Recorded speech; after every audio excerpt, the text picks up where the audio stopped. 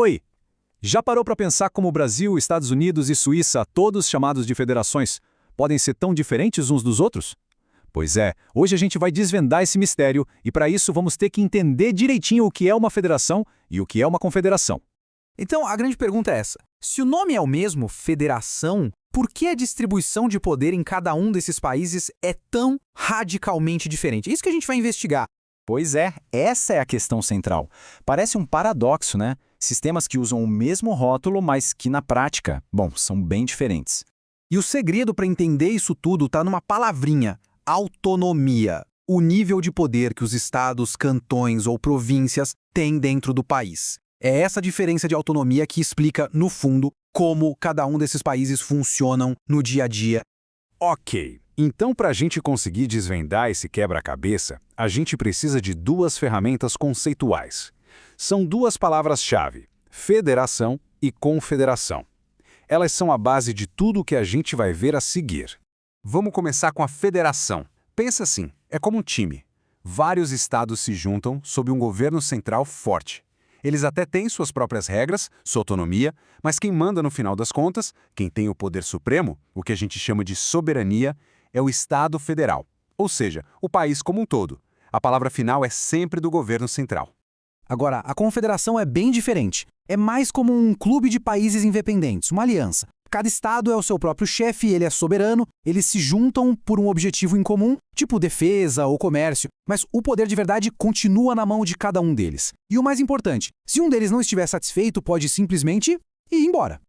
Olha só, essa tabela deixa tudo bem claro. Vamos ver os pontos principais. Primeiro, a soberania. Na federação, ela está lá em cima, no poder central. Já na confederação, aí a história é outra, né? O poder fica com cada estado-membro. Exatamente. E o que une eles também muda tudo. Na federação é uma constituição, uma lei maior para todo mundo. Na confederação é um tratado, tipo um contrato entre parceiros. E a consequência mais prática disso tudo é o direito de secessão. Na confederação, um estado pode sair. Já na federação, nem pensar. A união é para valer. Beleza, agora que a gente já tem as ferramentas, vamos voltar para os nossos 3 exemplos. Como é que essa teoria toda se aplica na vida real, do Brasil, dos Estados Unidos e da Suíça? Esse quadro aqui é genial, ele resume a história toda. Dá uma olhada, a Suíça e os Estados Unidos têm uma origem parecida. Eles começaram como confederações, ou seja, estados independentes que se juntaram. Por isso a autonomia local lá é altíssima. Já o Brasil... Bom, o Brasil fez o caminho contrário. A gente era um estado unitário, um poder central forte, que depois se dividiu. E isso explica muita coisa. Vamos pegar o caso americano. Depois da independência, eles tentaram ser uma confederação. A ideia era legal, cada estado com seu poder. Só que na prática, foi um desastre. O governo central era tão fraco que não conseguia nem cobrar impostos, nem resolver briga entre os estados. Era o caos. Vendo que não ia dar certo, eles rasgaram o modelo antigo e criaram a federação que existe até hoje, com uma constituição e um poder central bem mais forte. A Suíça também tem uma história parecida. Começou lá atrás como uma aliança de defesa entre pequenos estados soberanos, uma confederação mesmo. Só muito tempo depois, em 1848, eles viram que precisavam de mais estabilidade e viraram uma federação. Mas, e esse é o grande mais da Suíça, eles nunca abriram mão da sua tradição de autonomia local. Por isso, os cantões suíços têm tanto poder até hoje, com constituições próprias e tudo mais. E aí a gente chega no Brasil. E aqui a história é o oposto completo. A gente não nasceu da união de estados que já existiam. A gente nasceu da descentralização de um poder que já era centralizado, lá do Império.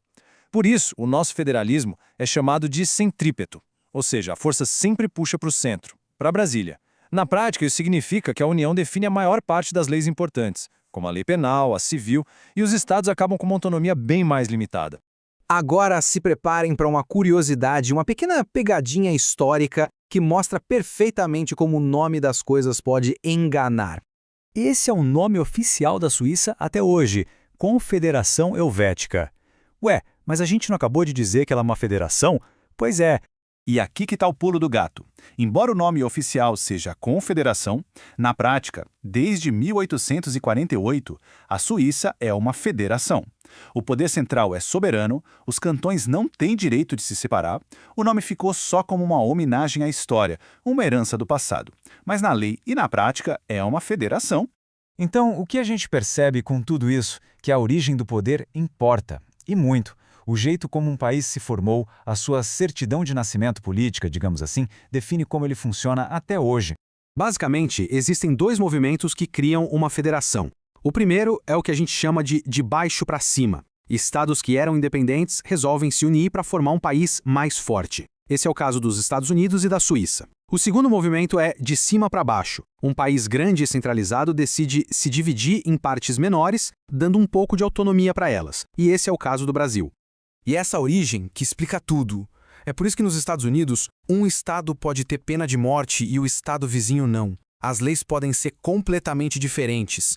Já no Brasil, o Código Penal, o Código Civil, tudo isso é nacional. As leis mais importantes são as mesmas do Iapoque ao Chuí, porque o poder de legislar sobre esses temas ficou lá no centro, com a União.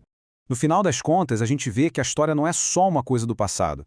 A forma como o poder foi construído lá atrás molda a nossa vida hoje. E fica a reflexão. Será que entender de onde vem o poder no nosso país muda a forma como a gente participa da política, como a gente cobra nossos governantes, tanto os locais quanto os federais? Fica aí a pergunta.